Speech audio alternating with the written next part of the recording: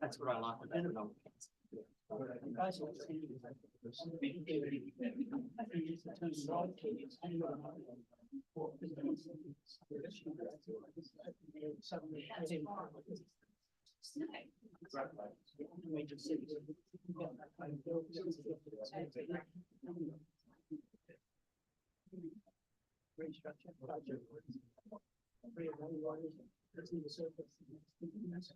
Restructuring going to go through.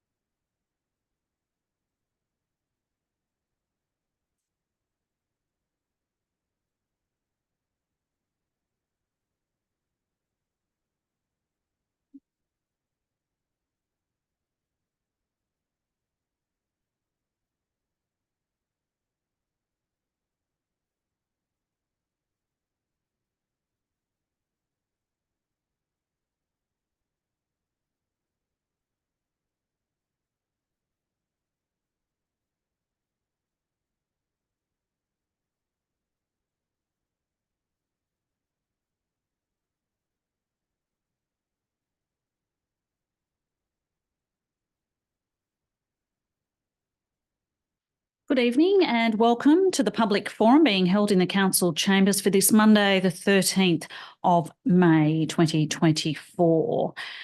A reminder that this public forum is being audio recorded for administrative purposes. By speaking at the public forum, you agree to being recorded. Please ensure that if and when you are speaking at this public forum that you are respectful to other people and use appropriate language. Albury City accepts no liability for any defamatory or offensive remarks or gestures made during the course of this public forum. Item 2, conflict of interest declarations received, none received, confirming none have been received. Our speaker tonight in relation to 3.1, Buddy Oldman, he is speaking in relation to item 13.1 on the agenda, Australia Day and Civic Events Community Consultation Results and Future Event Program. He is speaking against the recommendation. Buddy, feel free to make your way to the lectern.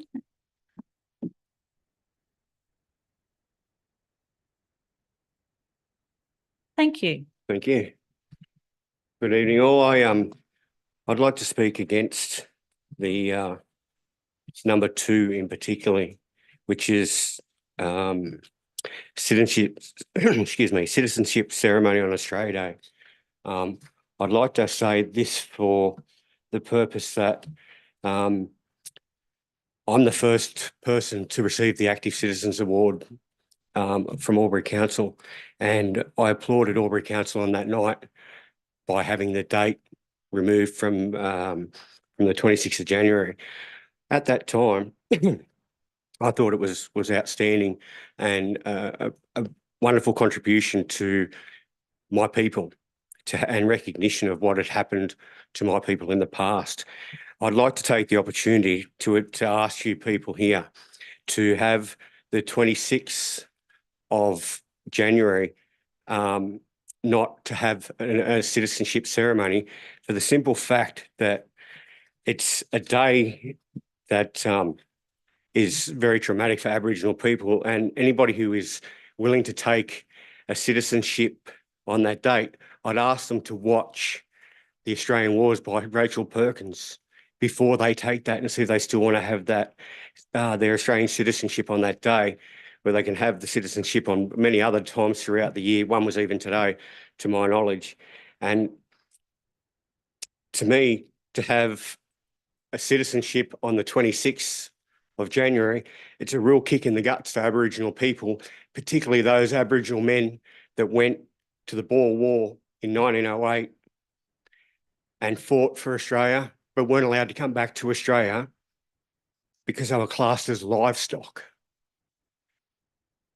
To me, that's heart-wrenching, heartbreaking, not fair, and still to this day, Aboriginal people, and they're in South Africa because they're their heritage people, the soldiers that went were not allowed to return to this country that were Aboriginal and had to stay in South Africa. It's all documented. I'm not making it up as I go. And I'd ask Albury Council to take opportunity to be at the forefront of being able to say, we're not having a ceremony for citizenship on the 26th of January. When I won the award, I go to the Northern Territory a lot, and it was pointed out by people I was with in community, remote community, of how proud they felt that where I'd come from as a Wiradjuri man here in Albury, that this town had taken a step forward to change the date of the award ceremony instead of it being on Australia Day. I know Albury City Council do not have the power to change the date of Australia Day at all, and I'm not asking for that. But what I'm asking for is recognition and understanding of how Aboriginal people feel on Australia Day, and take the opportunity not to have the 26th as a ceremony for new citizens to this country to take citizenship as an Australian person on that date. I think it was outstanding what Albury Council did, the inclusiveness of everybody at the awards and being able to go back to the entertainment centre after it. But I'm asking you, please understand and watch Australian Wars, everybody, and see the true documented facts and the myths that happen around Australia Day and around that every time of the year. And I get cop it left, right and centre on social media, and cop a lot of racial abuse. One I did think was quite funny when a person said somebody forgot to add tea to his milk and reflecting to my skin colour, but I'm proud, black and deadly. I can't help the way I come out. But I'm asking, please, make an amendment where on the 26th, you do not have a ceremony that brings people to be new citizens of this country. Thank you for your presentation. Sorry that you have copped racist abuse at that time of year. That would be very distressing. Councillors, any questions for Buddy at all? Thank you for your present. Oh, sorry. I was looking across for hands. Councillor Callaghan. Thank you, Mayor King, and through you. Thank you for your presentation this evening, Buddy. My question to you is in relation to the motion that is before us this evening. So you're happy with the Australia Day format, one being that Australia Awards are held on the 25th, the day before the 26th of January, but you're looking for an amendment to point 2, which would, and what we've done in the past is the Labor government has suggested that we can host citizenship either 3 days before or after. So it needed to be within the week, but not on the 26th of January, just to clarify. That's correct, yes. Thank you. Thank you, Buddy. Appreciate you. your presentation. That concludes the public forum.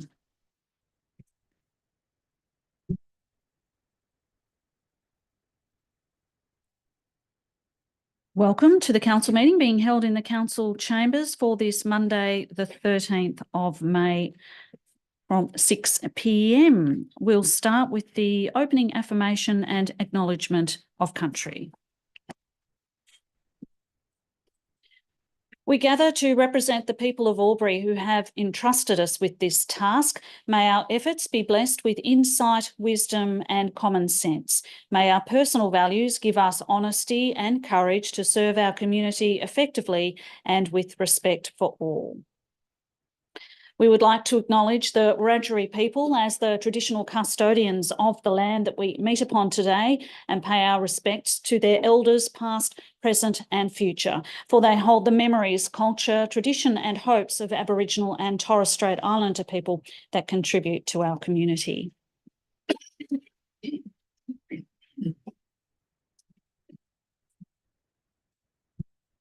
Item 2, recording and webcasting of the meeting.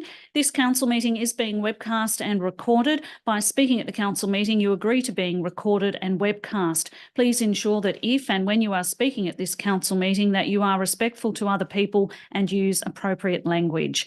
Albury City accepts no liability for any defamatory or offensive remarks or gestures made during the course of this council meeting. An audio recording will be made for administrative purposes. Item 3, conflict of interest declarations received and disclosure of political donations. Mr. Zachnich. Thank you, Mayor King. No declarations of interest received for this evening's meeting, and there are no development applications for consideration under the Environmental Planning and Assessment Act. Thank you. Thank you. Apologies, there are none. Mayoral minute, there is none. CM6 action plans, Councillor Thurley. Thank you, Mayor King. I move the following action plans be received and noted. 1, actions complete for noting only. 2, actions awaiting response from external parties. 3, actions in progress, and 4, long-term issues more than 3 months. Thank you. Councillor Bowen. Second the motion. Thank you. Councillor Thurley, question or Yes. speak to the motion first? No, just a question. Under actions in progress, we have an action item about the use of biosolids, and I wonder, is there some progress report on that? Mr. Willis. Through you, Mayor King. Thank you very much for the question, Councillor Thurley. Albury City has engaged a specialised consultancy to really investigate what is quite a complex issue. That work is approaching conclusion. We expect a summary report over the coming months. Whilst that is occurring, Albury City is still conducting strategic engagements with other utilities and adjacent councils regarding the matter. Thank you. Any speakers in relation to that item? Happy to put the motion, councillors. Those for, those against, that motion is carried. CM7, confirmation of minutes of previous meetings. 7.1, minutes of the council meeting held on Monday, the 22nd of April, 2024 at 6 p.m. Councillor Gluckin. Thank you. Through you, Madam Mayor, to move the recommendation as a motion that the minutes of the council meeting held on Monday, 22 April 2024 at 6 p.m. be confirmed. Thank you. Thank you. Do we have a seconder, councillors? Thank you, Councillor Thurley. Second the motion, Mayor King. Thank you. Happy, if there's no comments or questions, happy to put that motion. Those for, those against, that motion is carried. Thank you. CM8, reports from community forums. We have none. CM9, notices of motion, notices of rescission. CM 9.1, prevention of violence against women. Councillor Thurley.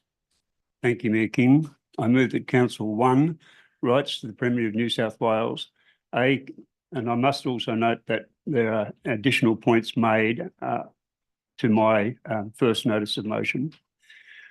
Writes to the Premier of New South Wales, commending and supporting the decision to review the New South Wales domestic violence related bail laws and endorse changes that will lead to safer and more supportive environments in regional and other areas. And B, encouraging the New South Wales Government to work in collaboration with the Australian Government and other states and territories to devote an increase in resources and ensure a coordinated approach to ending violence against women, including fully funding the measures in the National Plan to End Violence Against Women and Children 2022 to 2032. And 2, receives a further report from staff at a future council meeting outlining A, what council can do to support women's refuges and other services in Albury City in supporting women and children fleeing domestic violence, and B, how council is meeting its commitment to the prevention of family and domestic violence through raising awareness about behaviour change, in gender equity and supporting employees who are affected by family and domestic violence. Thank you. Councillor Callaghan. Happy to second the motion, Mayor King. Thank you. Councillor Thurley. Thank you, Mayor King. I'd first like to read an excerpt from an editorial in the Saturday paper called "The Misogyny Killings." And the quote is, "This is a nation sick with violence. At this rate, 90 women will be murdered before year's end. These killings do not happen in isolation. They happen within a culture that permits them. Until that changes, nothing will change." So how serious is this problem? Between July 2022 and June 2023, Victoria Police recorded 57,097 family violence incidents involving a breach of an order. That's 150 breaches a day. In Albury in 2022, there were 403 domestic violence incidents, and that left Albury ranked 26th out of 128 LGAs in New South Wales for prevalence of domestic violence. At the time, there were no places available in men's behaviour change programs, and these incidents took up a lot of police time. The New South Wales arm of Relationship Australia has 245 men on its waiting list. The New South Wales Police Operation Amarok undertook a 4-day blitz between February the 7th and the 10th, which saw 590 people arrested and 1,183 charges laid. 229 of those arrested were wanted by police for serious domestic violence offences. We also need to look at the links between sport, alcohol and pornography in domestic violence. In 2018, a La Trobe University study found domestic assaults increased on average by more than 40% in New South Wales on the nights of State of Origin games. There is a similar spike in Victoria on the night of AFL Grand Finals. Last Thursday, the Domestic, Family and Sexual Violence Commissioner acknowledged that alcohol is undeniably a factor in men's violence against women. This is the time to listen to the men around you and speak up if what you hear causes concern. So what do we do about this? There's been a lot of talk about cultural change and education, but this will take time and we must ask how effective it will be. Recent news reports clearly show that some very early education is imperative. It's worth remembering that the first government-inspired conference on domestic violence was held in 1985, but the most recent National Community Attitudes Survey found that there had been no improvement in attitudes towards domestic violence since 2017. My motion also mentions bail laws and funding for behaviour change programs, as well as funding for women's refuges. In rural and regional Australia, victims are exposed and clearly visible to perpetrators. So while these measures are needed, they by themselves are not enough. Since Federation, more women have been killed by domestic violence than by domestic terrorism. Yet it is easier for police to obtain a control order against an extremist terrorist offender than a domestic violence protection order. For terrorism, a police officer only needs to reasonably suspect, but when applying for a domestic violence order, police need to reasonably believe. In a 2021 online article, Terrorism in Australia, terrorist attacks on Australian soil were described as manageable, small-scale incidents, responsible for 15 fatalities and 14 injuries. By comparison, in a comparable period, over 1,000 women were murdered and up to 40,000 women hospitalised. I must also talk about electronic tracking devices. An article in the Journal of Offender Monitoring 2019 discussed the use of such monitoring devices in Minnesota, USA, and in Spain as a whole, and found that electronic monitoring has great potential as a tool for adding real enforcement and protective power to restraining orders or AVOs. In many cases, such orders have been little more than pieces of paper, with no real power to prevent a violent abuser who is determined to punish his partner. These programs are not easy to implement, and they're not necessary in all cases, but they do save lives. South Australian repeat domestic violence offenders will face some of the toughest laws in the country after laws passed the state's parliament a fortnight ago. The offenders who break intervention orders and are given bail will be forced to wear an electronic monitor and abide by strict home detention orders. All of this has been focused on violence, but let's not forget about issues like coercive and financial control and the use of technology to monitor phone calls and location. These are often problems that are the precursor of physical violence. The most important thing us men can do right now is talk to our friends and acquaintances. Listen to what they say and be there for them if they seem troubled. We all need support from time to time, and perhaps your support may help a man and save the life of a woman. Thank you.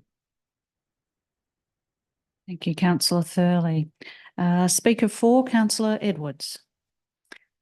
Thank you, Mayor King, and thank you, councillor Thurley, for bringing this motion and agreeing to my suggestions to update the motion to include fully funding the national plan and the items in part 2. In June 2022, this council supported my amendment to our workforce management strategy to include the development of a family and domestic violence policy, outlining council's commitment to the prevention of family and domestic violence through raising awareness about behaviour change and gender equity and supporting employees who are affected by family and domestic violence. Local government can play a huge role in preventing family violence before it happens by addressing the underlying drivers of family violence. This approach seeks to transform the social behaviours, attitudes and beliefs that uphold gender inequality. Increasing council's paid parental leave and addressing gender pay gaps are examples of tangible opportunities to reduce family and domestic violence in our community by improving gender equity as one of this city's largest employers. These things are things that council have control and influence to do. Raising awareness and providing leave when the violence has already happened isn't enough. The family and domestic violence policy was to be developed and implemented by March 2023. In late 2023, this policy had still not been developed when council's diversity and inclusion strategy and action plan, A Place for Everyone, was endorsed by the council executive staff. This strategy included the following non-negotiable priorities relating to family violence and gender equity: a review of council's parental leave policy, an audit of council's gender pay equity, and the development and implementation of the family and domestic violence policy. These actions are to be completed by early 2025. Councillors need an urgent update on the progress of these actions. It's very easy to point the finger at state and federal governments, and while I agree they are not doing enough, we too as a council need to play our part. We need to address this with the urgency it deserves, and I look forward to hearing an update on how council is playing its part in addressing this terrible problem.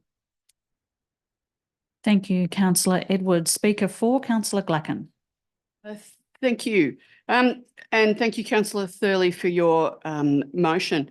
And simply to put this into context, or to really take the opportunity to put this into context whilst we're dealing with a motion tonight to write to the New South Wales government.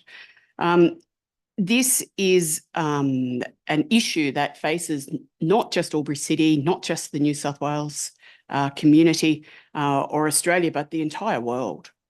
And it's something that has violence, and not just necessarily directly violence against women, but violence in a family situation is something that has been a worldwide epidemic. And it's a bit like polio. It takes a world effort to try and eradicate polio, and there are still pockets, because there are some areas that will not allow the polio immunisations to take place.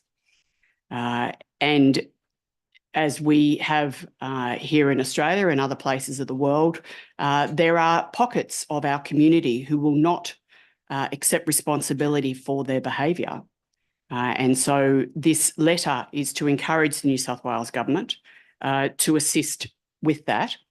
And it's not just the government themselves, but it's members of the opposition who have been signalling recently that they too believe that there needs to be change, and it will take a multifaceted approach, and it will be across the New South Wales government that this will be achieved, not just the government, but all the players within the government itself.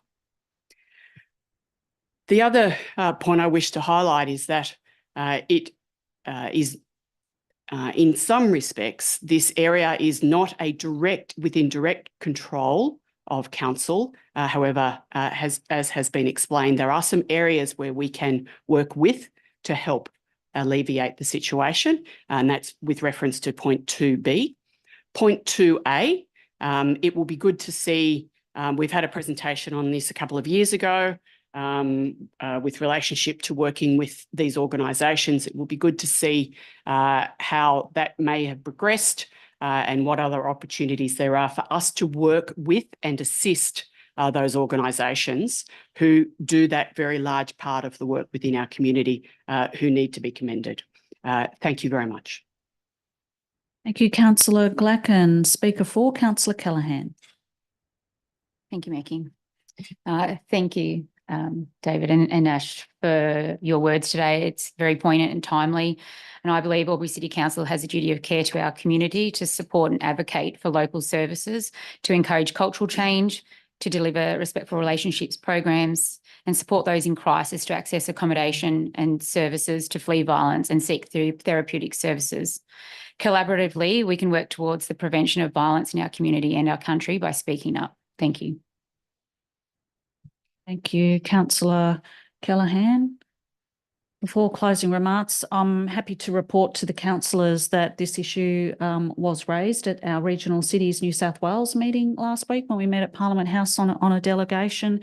Was part of a broader conversation initiated by the Mayor of Orange, and Albury City, led by myself, proposed that we seek a meeting of the Minister of the Prevention of Domestic Violence and Sexual Assault and Minister for Women, Jodie Harrison, to really address the group, because we represent 15 regional cities. It's a powerful alliance. And I think highlighting Councillor Thurley's point that having that sort of rural and regional lens over these broader policies that government is looking at, I think is really important. So I certainly welcome and encourage any feedback from councillors or the broader community ahead of the next meeting of Regional Cities New South Wales. If the Minister accepts the invitation to address us, I'm certainly happy to pass on feedback, proposals, suggestions, highlighting, I guess, that regional lens that we can put on this issue.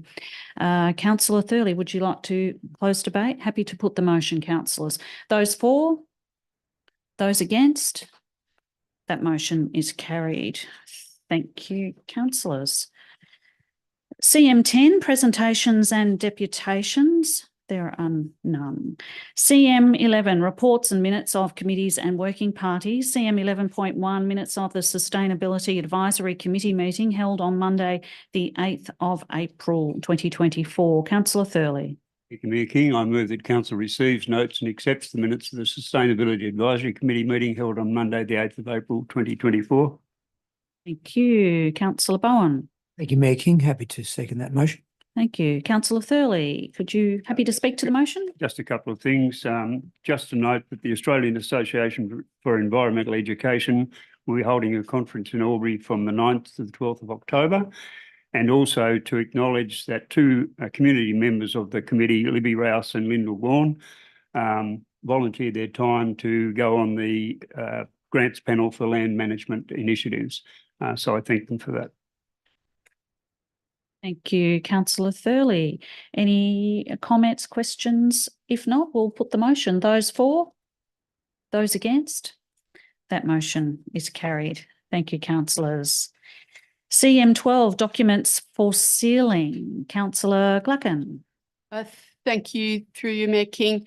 To move the recommendation as a motion that Council authorises its seal to be affixed to the documents outlined below in the presence of two signatories authorised to affix the seal pursuant to Regulation 400, Local Government General Regulation 2021, and the Council seal of management and legal documents and advice procedure.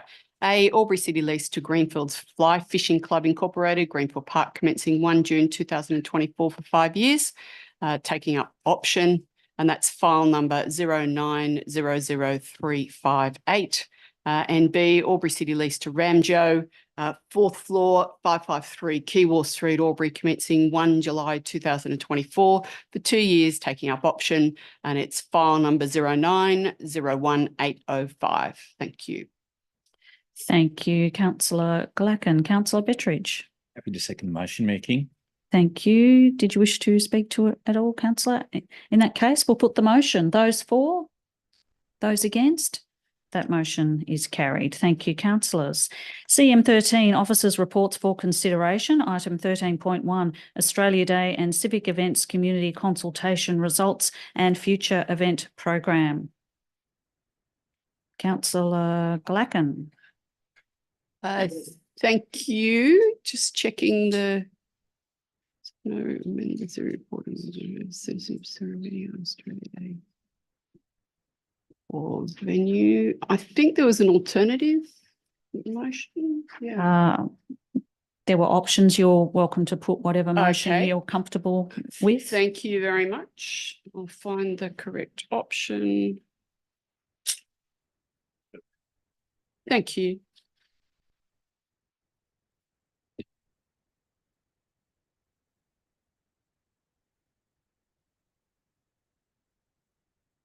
So yep, okay. To that, thank you. Through you, Madam Mayor. To move the recommendation as a motion that council receive and note the results of the Australia Day and civic events consultation, and B, amend the civic event program on and around Australia Day to the following: Albury Awards at the Albury Entertainment Centre on 25 January evening to fully recognise and acknowledge the contributions of community champions. 2, citizenship ceremony on Australia Day at Noriel Park in acknowledgement of the day and to further promote Albury Award winners. And 3, increased level of activation of Noriel Park on Australia Day, including continuing to explore the addition of Indigenous elements or assisting in promotion of those being delivered by others. Thank you. Thank you, Councillor Glacken. Councillor Bowen. I'd like to second that motion. Thank you, Councillor. Councillor Glacken, do you wish to speak to the motion? I'm happy to reserve my right of reply. Thank you. Question, Councillor Edwards. Thank you, Mayor King. This is to Councillor Glacken. Just to clarify, the motion you've moved is the same as the recommendation, with the exception of Noriel Park being substituted for the entertainment centre at point B2. Thank you. Correct, yes. Okay, speaker against, Councillor Cameron. Thank you, Mayor King. It's very seldom that I change my mind on something. I usually come to council meetings and quite often in life with very settled views about things. But there's a couple of, and I had intended to come here tonight and support the recommendation that has been substantially put forward by Councillor Glacken. But the reality is that I've been moved by 2 things. One was an email that we all received today.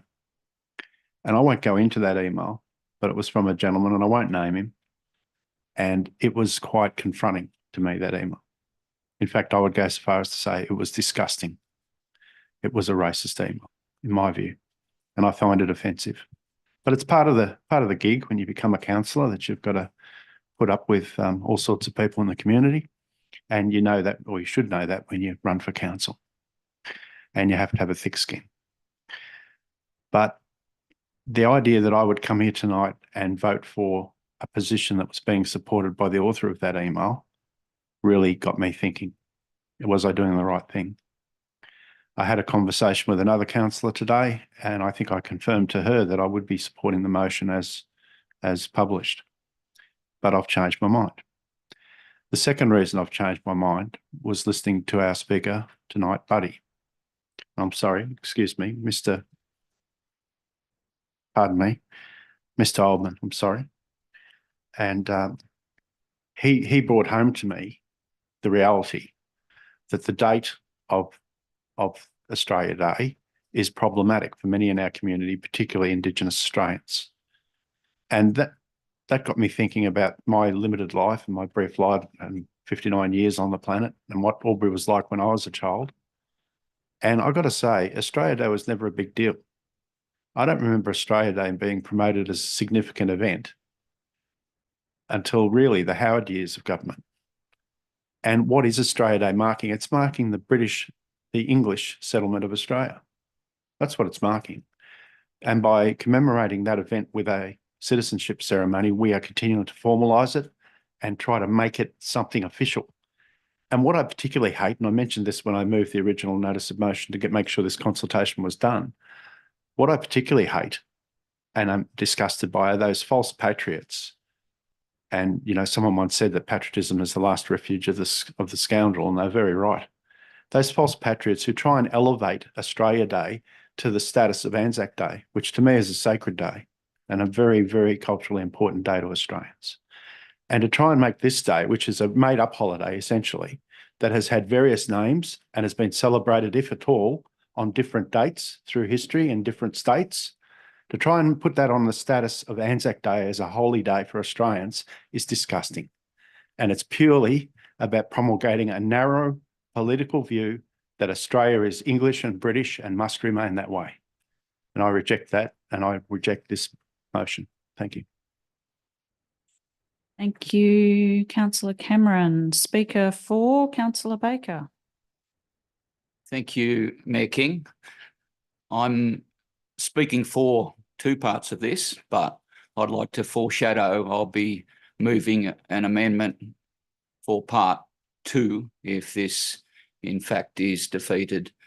And yeah, I'll be moving an alternative motion for part 2. But I'd just like to say, and Australia Day falls on a date problematic to many, and with the passing of time, the 26th of January leans further towards a day that divides rather than a day that unites Australians. And that's a concern. Part 1, Albury Awards at the Entertainment Centre on 25th of January evening to fully recognise and acknowledge the contributions of community champions, I wholeheartedly agree with. This year's one was excellent. The nominees and winners were accorded the recognition they deserved in a very, very good venue. And part 3, I can go along with. So maybe I should have pushed the other button, but I'm in favour also of increased level of activation at Noriel Park on Australia Day, including continuing to explore the addition of Indigenous elements or assisting in the promotion of those being delivered by others. Thank you. You speaker against councillor Edwards. Thank you, Mayor King, and happy to push the button for you, councillor Baker. I'd like to move some amendments, please.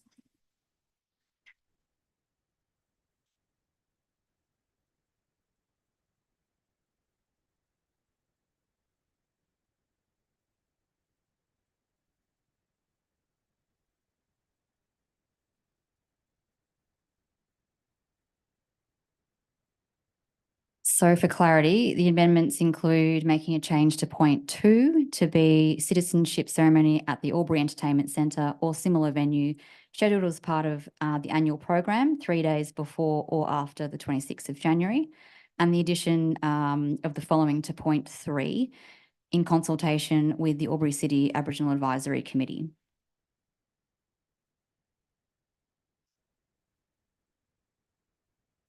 We have a seconder for councillor Callaghan.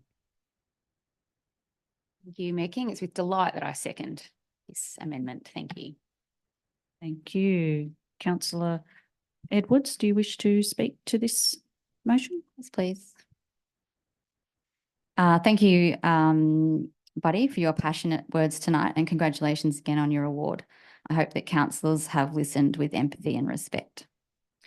And I'd like to thank all those who have engaged with the council on this matter, particularly through the survey. However, it's quite clear to me that the demographics of those who answered the survey do not accurately represent the demographics of our community.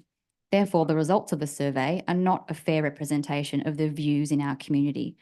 And by that, I mean that there are some age groups that are overrepresented in the survey, such as those aged 34 to 74, and some that are underrepresented, such as those aged under 35. What the survey does seem to accurately represent is the reach and demographics of a certain Conservative MP's email list. So it doesn't surprise me that the views of many of those who answered the survey are quite conservative.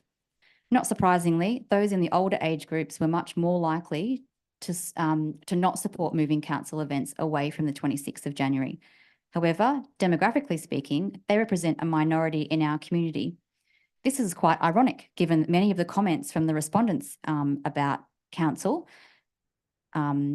this council was that we're being ruled by a woke minority. In fact, there was a consistent theme in the survey results of labelling this council as woke. A quick Google search defines the term woke as being alert to injustice and discrimination in society, especially racism.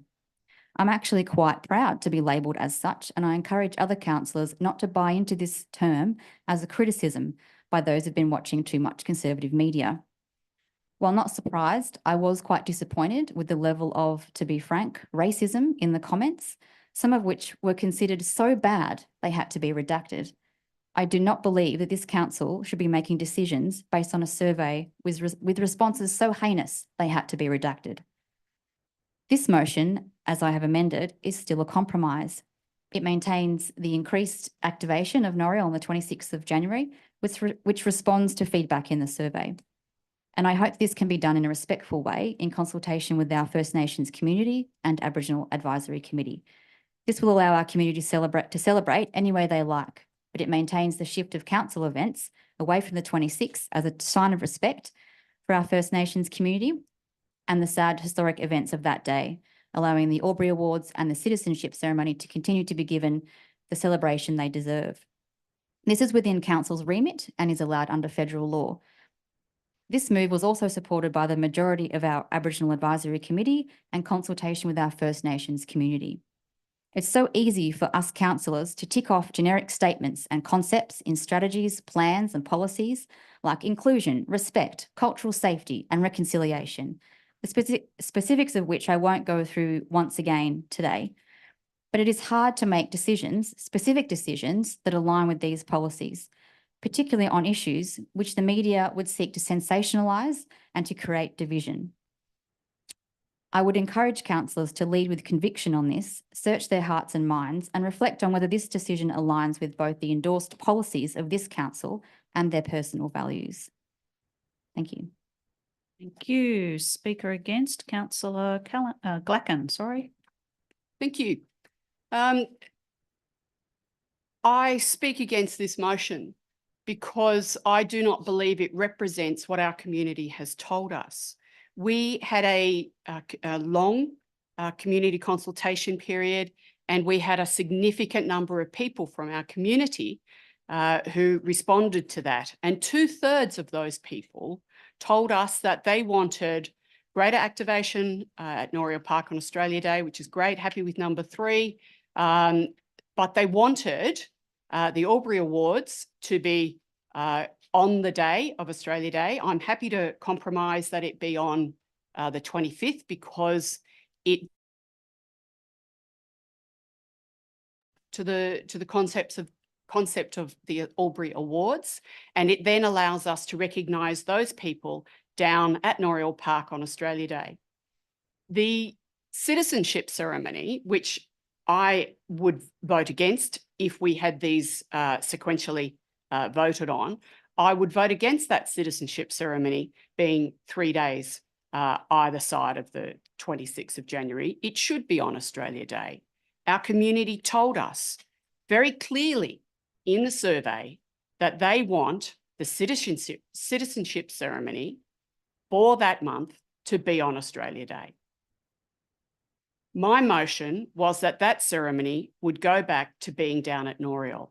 It should be on Australia Day, and it should be part of our civic celebrations of being Australia, being Australian, living in Australia, who we are, celebrating what we as a community are and celebrating community.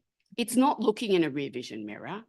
It's about us now, our multicultural experience, and the fact that we are welcoming of new people to come and live and become citizens in our country.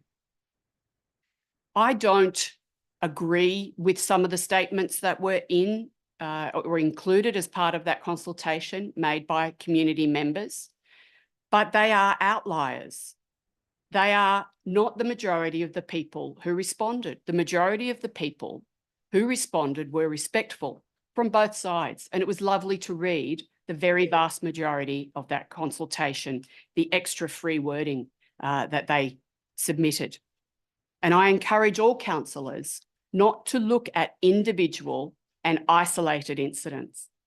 I want all councillors to look at the feedback that we have had from the community, which is clearly showing us, noting that a significant number of people responded, it is clearly showing us that our community expects us to celebrate Australia Day in Albury. They want us to do that, and they want to attend that. They want to participate in Australia Day, and it's a national holiday. I'm very conscious of the fact that many people say they're not trying to take Australia Day, they're not encouraging us to take Australia Day away as a council because it is not within our remit.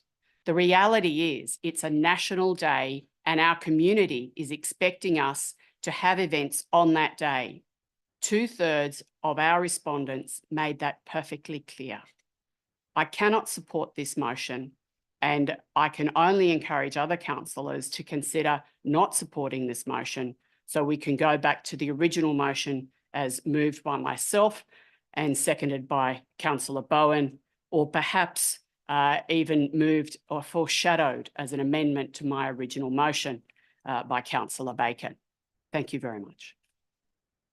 Thank you. Speaker 4, Councillor Callaghan. Thank you, Mayor King. I'd like to reiterate that Australia Day is not cancelled. Some media outlets even today's paper had noted that there's a perception that we intend or wish for Australia Day to be cancelled, and that is not the case. And it sickens me that they keep repeating this rhetoric over and over and people are believing it. Albury City Council does not have the power to change this date. We do not have the ability, we do have the ability to change how we behave on this day. The changes that were made this year were positive and inclusive. Previous years saw numbers radically decline to approximately 350 people in attendance. The new format, which hosted 3 events over the week, saw over 1,000 people attend the Albury Awards, the citizenship ceremony, and the Noriel Park events. They are not radical changes. They are considered, they are inclusive of all people, and they are optimistic in seeking reconciliation as we move forward. Change for some people can be hard, and sometimes making the right decision can be difficult. Tonight, I will make the decision to move the Albury Awards and citizenship ceremonies away from January 26 in an effort to fulfil the true vision of the Albury City Council Reconciliation Action Plan, which is to be a community that walks together, working in partnership towards a proud and thriving future, where Aboriginal and Torres Strait Islander peoples are empowered through recognition, opportunity, and self-determination. We are a community where respect and awareness of Aboriginal and Torres Strait Islander history and culture is at the forefront of all that we do. As a councillor group, we move to adopt the Innovate Reconciliation Action Plan, and tonight is an opportunity to walk the talk and commit to the changes that will support our community. Our Aboriginal Advisory Committee have informed us that Australia Day can be difficult and even unsafe for some First Nations people in Albury because of the racism and discrimination that can surface, transforming a day meant to unite people into one that can unintentionally highlight divisions. A citizenship ceremony does not make Australia Day. Albury City Council hosts 6 citizenship ceremonies throughout the year. Moving this event from the 26th of January aligns the ceremonies, making it consistent with our current delivery program. And I commend the amendment to the original motion presented to us this evening. This year, over 80 local governments across Australia have moved their citizenship and awards ceremonies. Albury City Council describes itself on the website as progressive, active leaders in the region with aspirations to be leaders on a national stage. In 2025, I predict 100+ LGAs will move in our direction, one that is inclusive of its entire community and progressive. Our very own CEO is quoted as stating, January 26 is a very challenging day for the Aboriginal community. Thank you, Mr. Zachnich. The current government have gifted us this opportunity to move the citizenship ceremony to 3 days before or after January the 26th. Let's not waste this opportunity to demonstrate who we are as a community, which is reflected in our Albury City Council core pillars, which are about respect, relationships, opportunities, and governance. The citizenship ceremony can be moved, and this would demonstrate good governance and exceptional leadership. I must reiterate the success of the most recent changes to the Australia Day format week, highlighting the return with the community demonstrating their support by attending increasing numbers at the events with over 1,000 people in attendance. And I'm confident that if we vote to keep the Albury Awards and the citizenship ceremonies on days other than that of January 26, these events will continue to grow as they aim to be inclusive of all people. And thank you, Mr. Oldman, for stepping up and speaking out tonight. It was well spoken. Thank you. Thank you, Councillor Callaghan. Speaker 4, Councillor Cameron. Thank you, Mayor King. I'm speaking for the amendment and have previously spoken against the motion. It seems to me this is an interesting debate because it seems to have coalesced around a central issue of whether we have an a citizenship ceremony on Australia Day or not. Most of the other issues, I think I'd be so bold as to say there seems to be broad agreement, or certainly not as much controversy about them. So this is fascinating to me because we have 5 other days through the year where we have citizenship ceremonies. Why is it a sacred object, or it's being portrayed that way by certain malign forces like the member for Farrer, that we have to have a citizenship ceremony on Australia Day?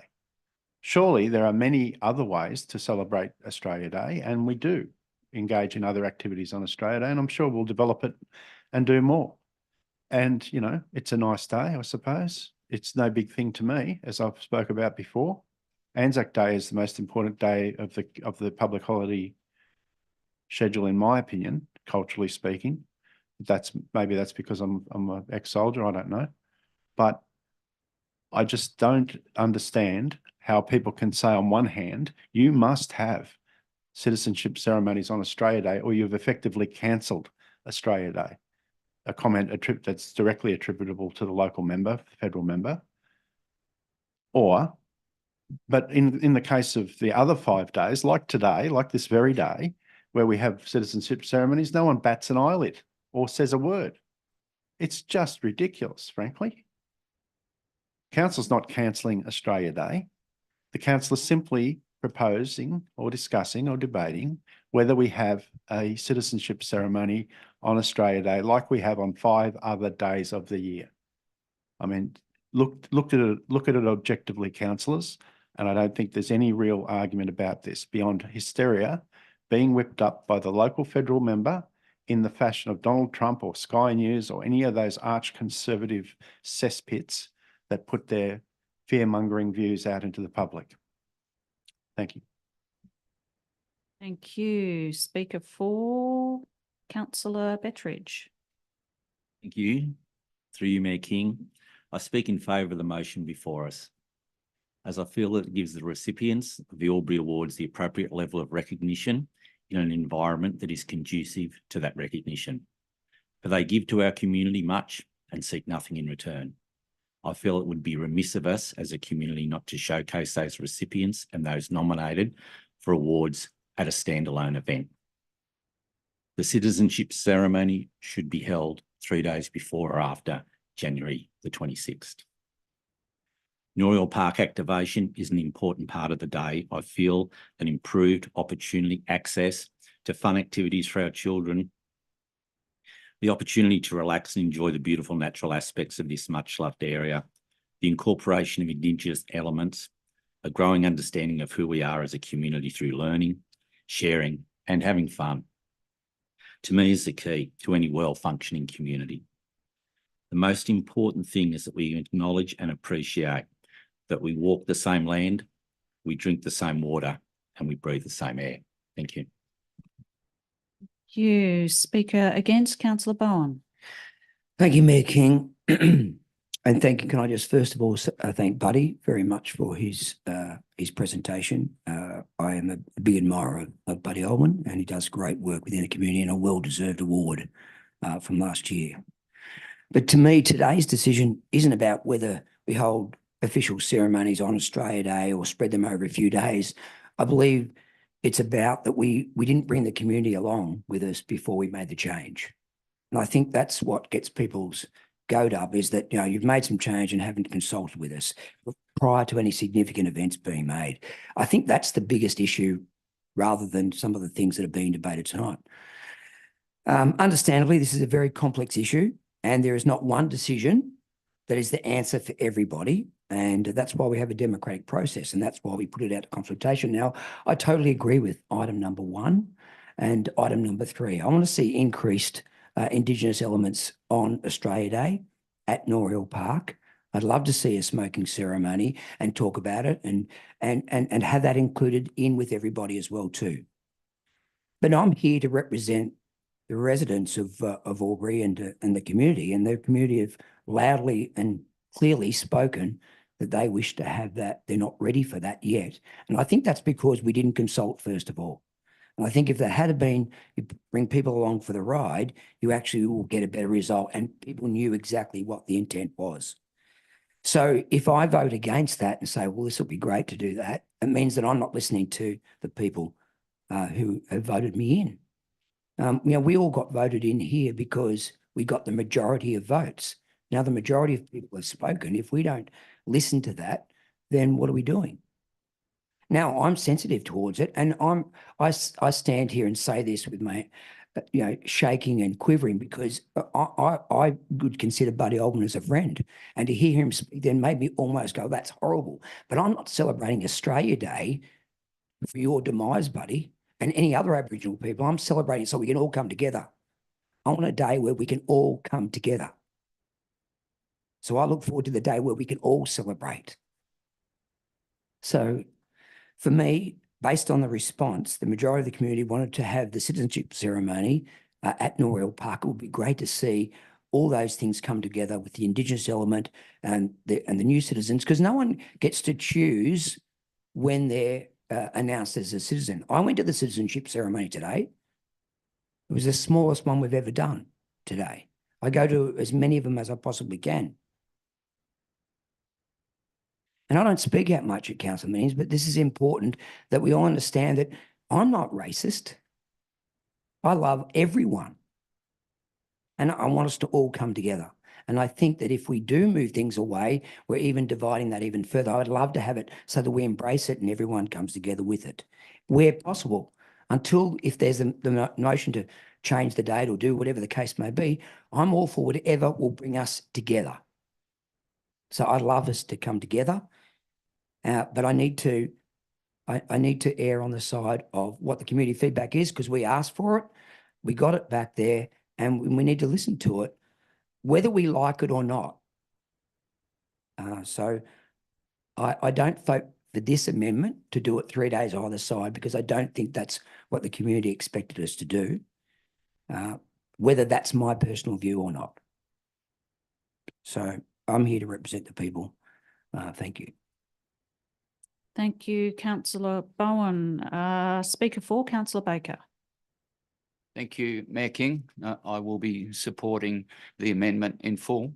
And I just would like to add, if we had a vote of the entire Albury electorate and asked a question, or if we had a plebiscite, even if it was non-binding, I would be very happy to accept that as what the people are saying. But a survey, I take it notice of it, but it is not going to alter the way I think on this particular issue. And I'm just going to vote with my heart and with my integrity, and I'll be supporting the amendment. Thank you. Speaker 4, Councillor Thurley. Thank you, Mayor King. I don't think there's any need for me to continue to add to the all the comments made by other councillors. I agree with them. To say that we had, 2,107 respondents, but we get less than 300 at the ceremony. So that's about 14%. So I've got to ask, how is this 2,107 really people who are passionate about Australia Day? I don't think so. And so while we run a survey and people expect us to listen, you can't always, as Councillor Baker has just noted, you can't always assume that each one of those people were voting with good intent. And if I go back to Councillor Cameron's earlier remark, it's quite clear that one respondent today did not vote with reasonable intent. It was the most malicious, disgusting email I have ever received as a councillor. Thank you. Thank you, councillor Edwards, to sum up debate. Yeah, thank you, Mayor King, and thank you, councillors, for sharing your views. I just did want to address councillor Bowen's point about consultation, because I'm sure this will be an issue. I just wanted to say that, yes, we took this out to consultation, and thank you, councillor Cameron, for that notice of motion. And yes, we received feedback, albeit in my view skewed. However, we make many decisions as a council that goes against the feedback we receive, particularly development applications. This is because we as elected members take in and consider many elements along with feedback that we receive. And sometimes we have to make decisions that align with our values and the values of those who elected us. So I can't think of a better demonstration of our progressive leadership than the move that we as a council made to alter the events on the 26th of January. And I implore councillors to remember why we made that decision in the first place and to uphold that move to make the 26th more respectful. In line with the National Reconciliation Week theme for this year, we need to show brave leadership now more than ever. Thank you. Thank you, councillor Edwards. Happy to put the motion, councillors. Those for? No, sorry. To put the amendment. Councillors, those for? Those against? That motion is carried. Thank you, councillors. So now the amendment becomes the motion, correct? So now I put the motion, this new motion which is up, correct? Now we put that motion. Those for? Those against? Sorry, I was a for as a group. Those for? Those against? The motion is carried. Thank you, councillors. We'll pause. Just noting we are pausing. Councillor Callaghan needs to leave the motion.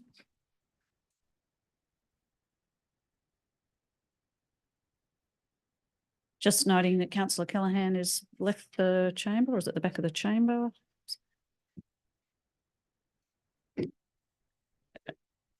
We'll have a moment pause for a bathroom break.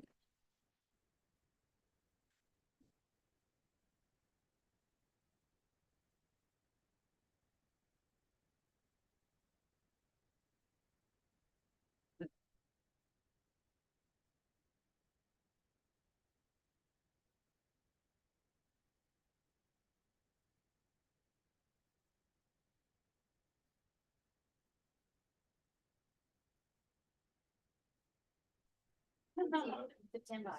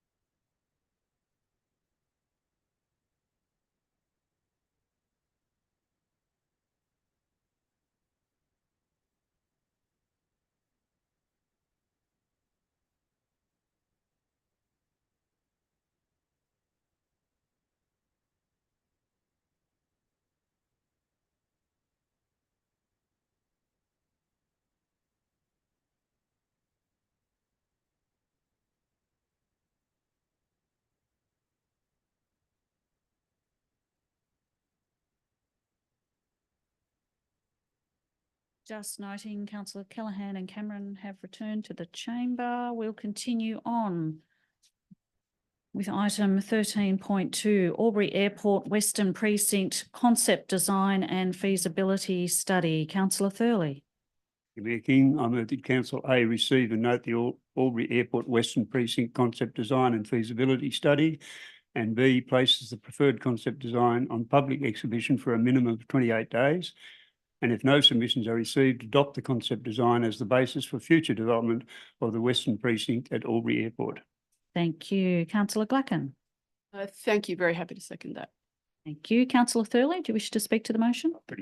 Very briefly, basically, the importance of Albury Airport is increasing year by year, and these new changes are critical. We're talking about room for firefighting services, for emergency services, for helicopters, and a number of other matters. So this is a very important development. It will take many years, but this is the concept design for people to have a look at and give us feedback. Thank you. Is there a question, Councillor Bowen? Thank you. Thank you, Mayor King, and to the most relevant member of staff. I just have a question. Obviously, it's a 264-page document that was in our report, and it's total to be expected approximately 138 million and 3 stages. So what I was wanting to ask is, at this stage, can you tell me what the total funding we have is at this stage?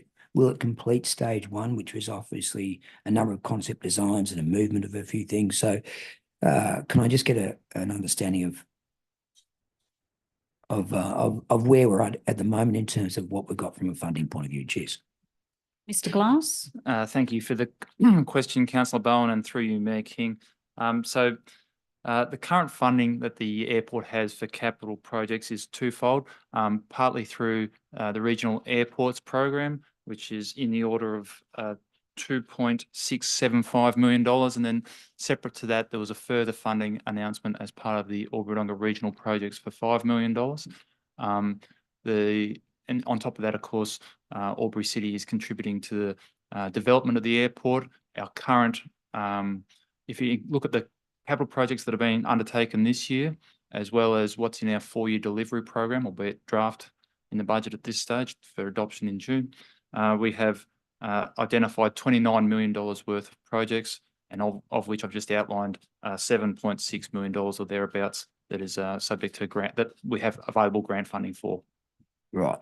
So just a quick follow-up. So there'd be a portion that the Albury City would be contributing towards that in stage 1, correct? Yes, so thank you for the question, and that is correct. So the Regional Airport Program grant that we've got available is matched funding for that 2.675. So approximately around $10 million. No, excuse me. So in total, the 5 million from the regional projects, the 2.67, and then we would be matching 2.67, correct? Not correct. Albury City have allocated a further $22 million over the 4-year delivery program. But to progress the projects beyond those first couple of stages, they will be subject to attracting further grant funding in the future. Thank you. So my question is, will that cover that funding that we've got now? Will that cover stage 1? Or do we need to apply for more funding? It will cover stage 1. So what we've identified in the report that we're suggesting will be undertaken in the first 2 years is detailed design and planning of the aeromedical apron and construction of a new weather station, which is an enabling project. The funds that we have available will cover those 2 projects, as well as further projects across the 4 years, including runway overlay, work to the RPT main apron, which still need to go through preliminary design and detailed design. But over the next 4 years, we look to progress each of those. It'll cover the first 2 years. No, thank you. That's why I just wanted to understand how much more funding we needed to, obviously, to get to the 138 million, and what we've got currently will see us through to stage 2. Thanks. Thank you, Councillor Bowen. Speaker 4, Councillor Glacken. Yes, thank you. The Airport Committee have had input into this, and they've been looking at the overall design.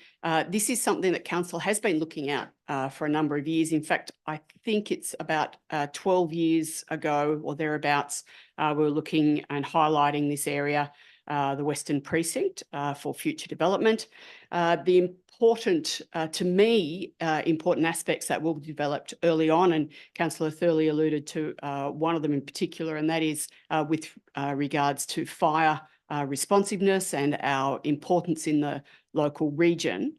We are a significant airport, and we do provide significant assistance in emergency situations. The other increasing, dramatically growing experience that we have as a regional city is the aeromedical, and being able to transfer patients from direct site and or from the hospital to the airport to then be transferred by flight down to Melbourne or over to Canberra, is a growing area of responsibility that we are taking on as a community. And it's something that the airport needs to provide in a much better way than we are currently able to do at the moment. At the moment, the patients are somewhat out in the weather. And so we need to be able to have a much better and a faster way at being enabling those people to receive the treatment that they need. As Councillor Bowen highlighted, it is a rather large precinct development. It will take many years to come to fruition, and there are a number of components. And it's important to note, as Councillor Thurley has already raised, that we're asking the community for feedback. And there are many budding airport interested people around Australia who I'm sure will be keen to see this project, because we are a fast growing regional city, and our airport is keeping pace with that. So there will be people out there who are interested in this and who will want to provide us with extra assistance. Thank you. Thank you, Councillor Glacken. Speaker 4, Councillor Callaghan. Thank you, Mayor King. Really reiterating what's happening, but the design and feasibility study is imperative for future-proofing the growth of our community and those surrounding regions. Medical services, emergency services, additional hangars, upgrades to infrastructure are all important. And it's a 10-year project, or there's scope for 10 years worth of works, but seeking that grant funding is going to be really important to bringing that to life and to fruition. So yeah, thank you. Very much. Happy to put the motion, Councillor Thurley. Those for? Those against? That motion is carried. Thank you.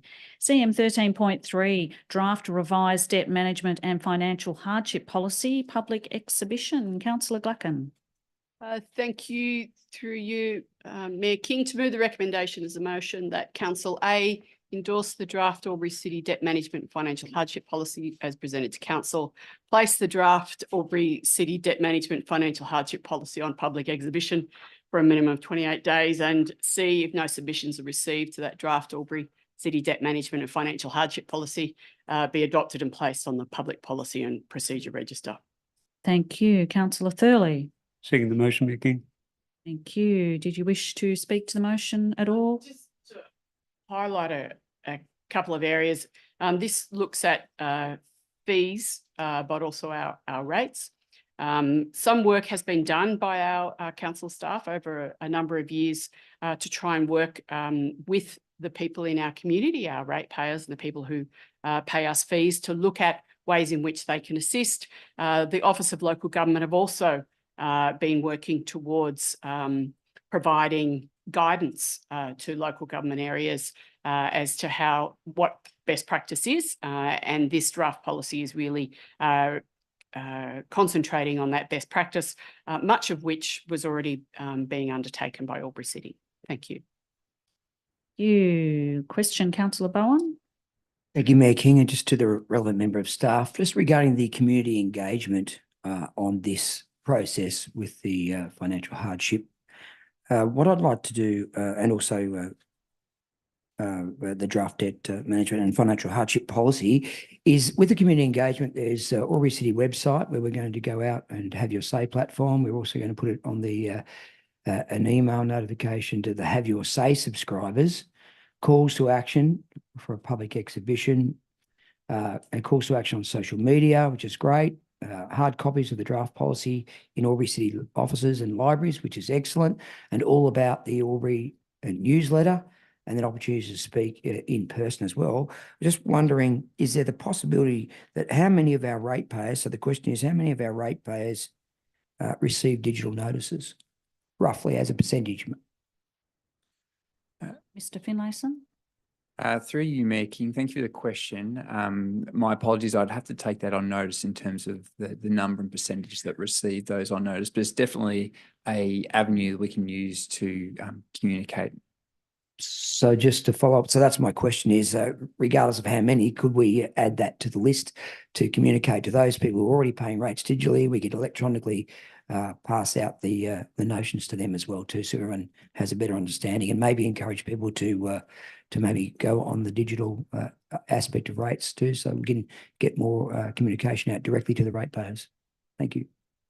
Mr. Finlayson, noted. Thank you. Yes, thank you. Thank you, Councillor Bowen. Speaker 4, Councillor Callaghan. Thank you, Mayor King. I'm speaking in favour of the hardship policy. I think it's sympathetic to our community, well, people's circumstances that they may find themselves in, especially a topic this evening, which was domestic violence, but, you know, death, terminal illness. And I think this really sets a precedent that we're here to look after our community when they face hardship. But you're welcome to people's suggestions and feedback about how we can best meet the needs, but also still cover our costs. Thank you. Thank you, Councillor Callaghan. Councillor Glacken, do you wish to sum up? Happy to put the motion then. Those for? Those against? That motion is carried. Thank you, councillors. CM 13.4, draft submission, emergency services levy reform. Councillor Thurley. Mayor King, I move that council endorses Albury City's draft submission in support of the New South Wales Government's reform of the emergency services funding system. Thank you, Councillor Cameron. I'll second that, please, Mayor King. Thank you, Councillor Thurley. Do you wish to speak to it? Just to note that this is another one. They're finally starting to get a few things right, and I commend them on doing this. Thank you. Any other speakers for or against, councillors? If not, we'll put the motion. Those for? Those against? That motion is carried. CM 13.5, the draft Lauren Jackson Sports Centre and Aquatics Facility Stage 2 Preliminary Design Project Stakeholder Engagement Plan. Councillor Glacken. Thank you. Through you, Mayor King, to move the recommendation as a motion that Council A endorse the draft stakeholder engagement plan for Lauren Jackson Sports Centre and Aquatics Facility Stage 2 Preliminary Design Project. B, endorse the draft master plan for the future development of Lauren Jackson Sports Centre precinct, including regional aquatics facilities. And C, place the draft master plan on public exhibition for a minimum of 28 days. And if no submissions are received, adopt the master plan. Thank you, Councillor Bowen. I'd like to second that motion, Mayor King. Thanks. Thank you. Councillor Glacken, did you wish to speak to the motion? Thank you. This is an exciting opportunity for Albury, potentially.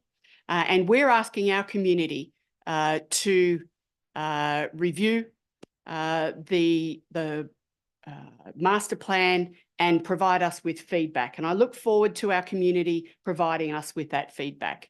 This is an opportunity for us to grow and develop further the Lauren Jackson Sports Centre precinct and include possibly a regional aquatics facility.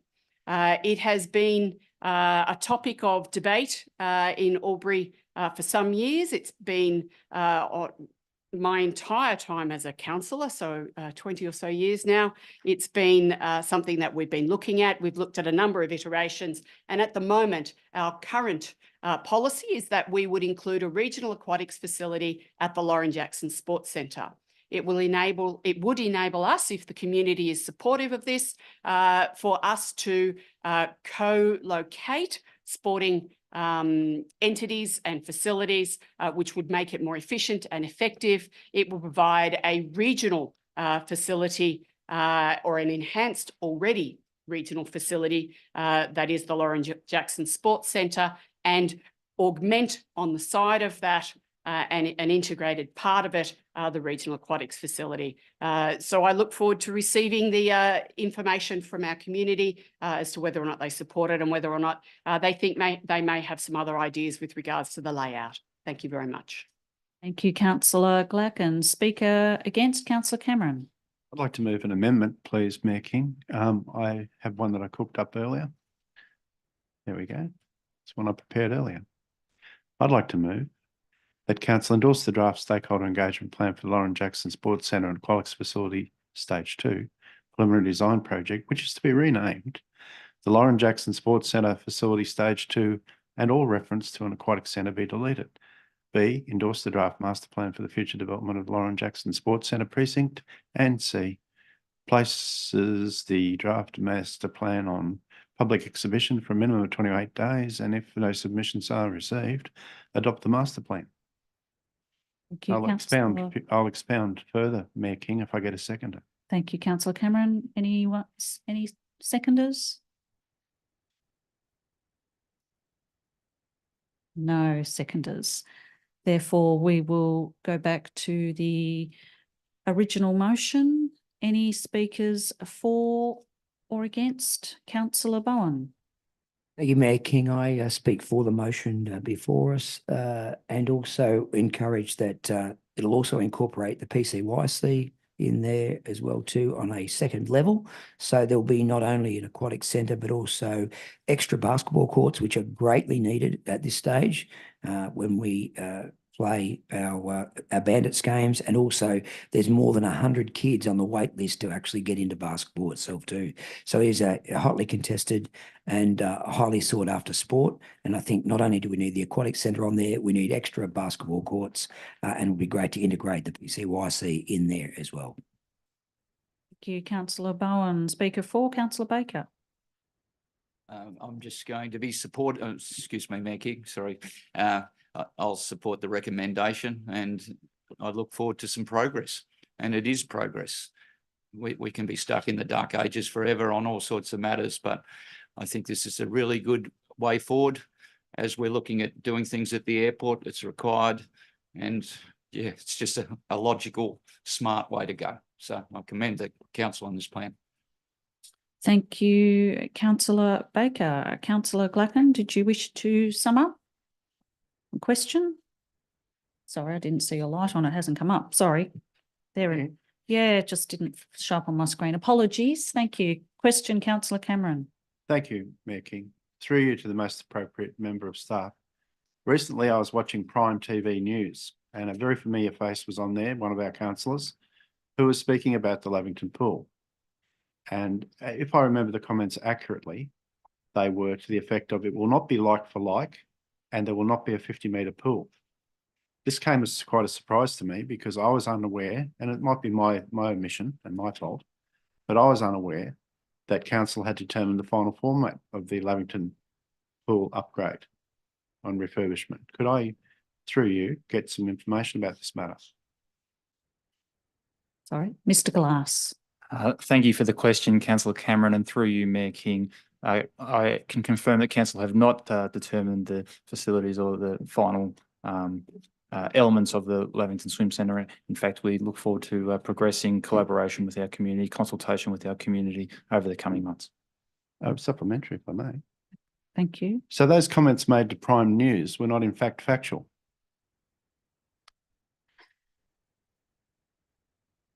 Mr. CEO. Thanks for the question through you, Mayor King.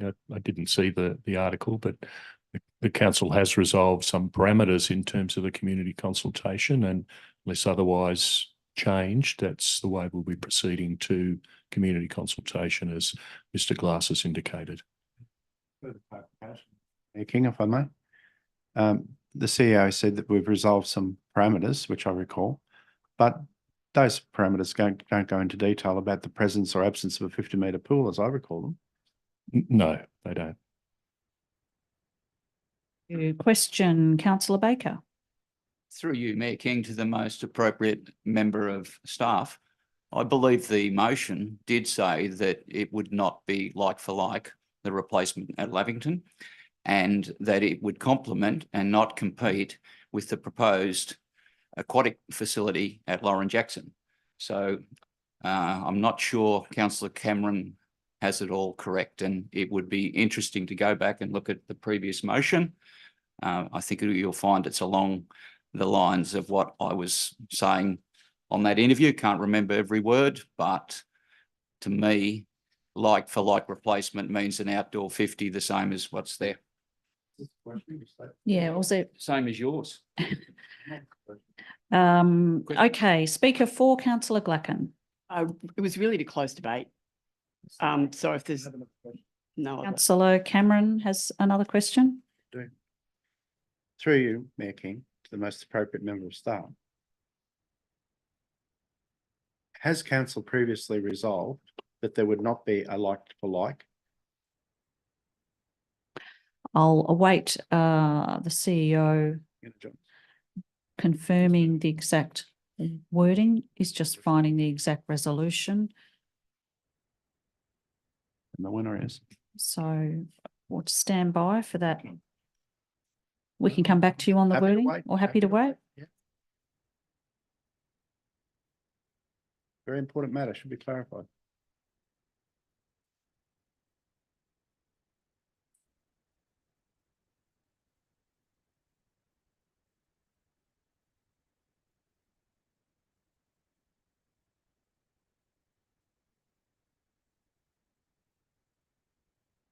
Now would be the appropriate time to have a break. If I could refer to Ms Squire, who may have found the relevant resolution. Thank you, Mayor King. Through you. So the resolution of council on the 23rd of October 2023 was that council proceed with the replacement of Lavington Swim Centre, excluding diving infrastructure, to current and best practice standards as per the adopted 4-year delivery plan, with consideration for water play and learn to swim opportunities to complement and not compete with the proposed regional aquatics facility at Lauren Jackson Sports Centre. Thank you for the clarification. To sum up debate, Councillor Glacken. Thank you.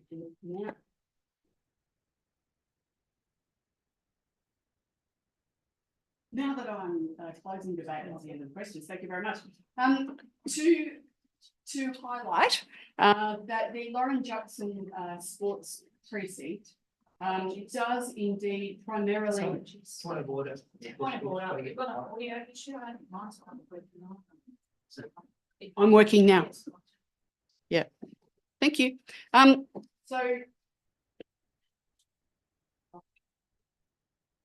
you. So to confirm, and I'm going to keep an eye on the red light now. The Lauren Jackson Sports Precinct is an entire precinct, and it is, or it was really commenced around basketball and a basketball stadium.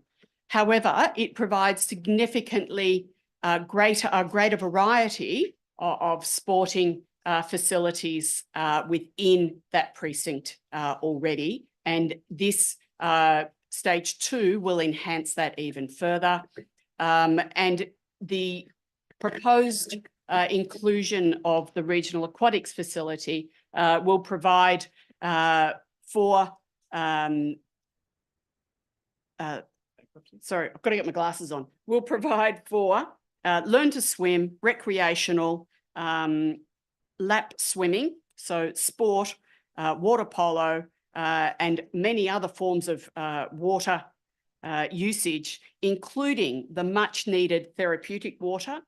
And each time I speak about the regional aquatics facility or any of our swimming facilities in Albury, I do encourage people to consider about therapeutic water. It is a growing need within our community. We are an ageing community, and therapy water is increasing in usage, and it is something we need to consider with all of the facilities that we're looking at.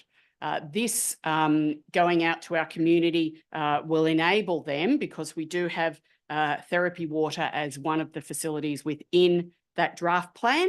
It will enable our community to tell us what else they would like to use and participate in that facility.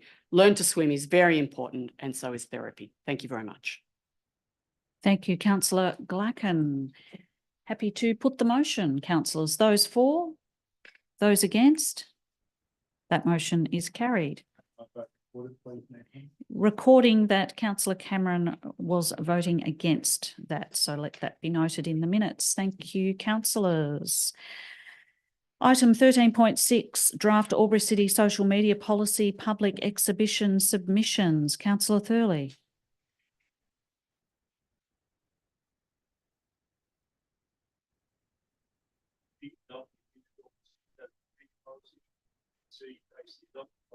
Albury City Public Policies and Procedures Register.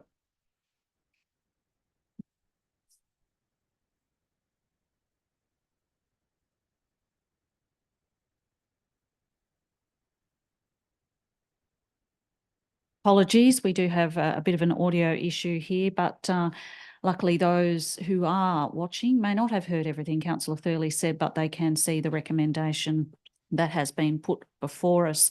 So looking for a seconder, councillor Bowen.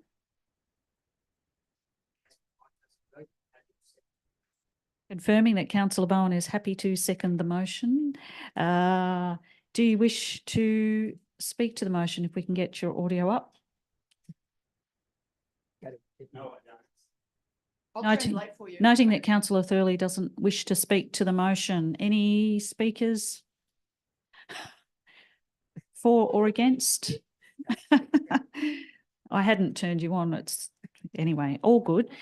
So if there are no speakers for or against, we'll put the motion, councillors. Those for, those against, that motion is carried.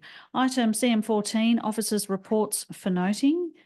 There are none. CM15, delegates' reports for noting. There are none. Item 16, notice of urgent business. There is none. CM17, confidential matters. We have none of those on the agenda tonight. I declare the meeting closed at 7:29 p.m. Thank you, councillors.